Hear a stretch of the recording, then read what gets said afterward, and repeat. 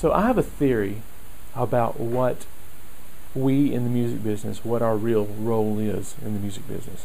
And I broke this down when I was tracking in a studio in Franklin, and I had a great engineer named Philip Cooper.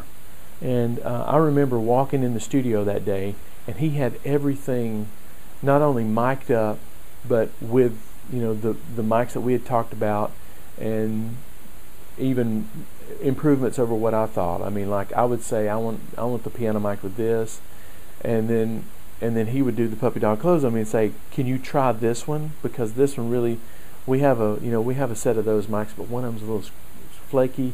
So can you try this? And if you don't like it, we can change it to whatever." Perfect example of that whole psychology of the puppy dog close working. But I remember walking in the studio that day thinking of everything I needed to do to get this session going. I was there about maybe an hour and a half early, and he had already done everything. He had done everything. I mean, he had right down to even filled out the track sheets. We were using track sheets at the time because I think we were cutting to radar or maybe ADAT or something like that. So and that started me thinking, he, by being as good as he was, made me look better than I was. And I was thinking, how I never want to do a session without Philip again, because he makes my job so easy, and he makes me look better than I am. And I was thinking, well, that's really all of our jobs in the music business. I mean, I hire an assistant because they help me do my job, and they've got my back. They make me look better. If you keep going right on down the line, a producer hires an engineer because he thinks ahead of him, and he says he knows I like this sound. He's going to make sure that that's done, and he knows I like the double track acoustic guitar, so he's going to make sure that that's done. And while I'm out on the phone booking the next session, he's going to make sure that that's done.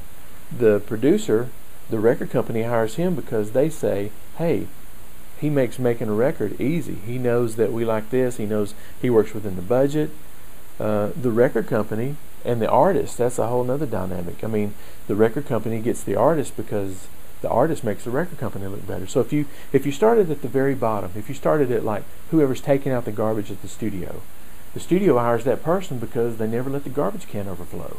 There's always snacks in the snack box. There's always drinks in the vending machine. There's never trash on the floor. The studio's picked up every night. So he makes the studio look better.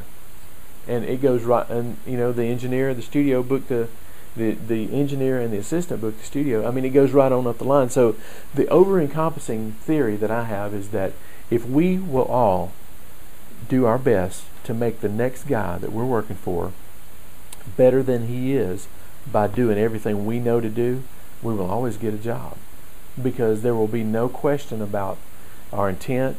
And if we're just like doing this, to going through the motions until we get to the next thing, because the sad thing about engineers that come out right out of school is I don't think a lot of that's taught. I think a lot of that is from being in a certain environment and from wanting too bad enough, not minding making coffee 5 times a day and taking out the garbage just because of the people you get to hang out with. I mean, so if people would just try to make their contemporaries look better than they are. For instance, here's a good example. If I'm working with a bass player and he misses a note, sometimes I'll be watching him and he'll give you the eye like, "Can you fix that?" And then you get the little wink like, "I got it." Nobody even knows he messed up because I've already fixed him. I've made him look better than he is. So guess what's going to happen the next time he books a session and needs an engineer? He's going to call me because I make him look better. So that's the over-encompassing what your real job is in the music business, is to make the next guy look better than they already are.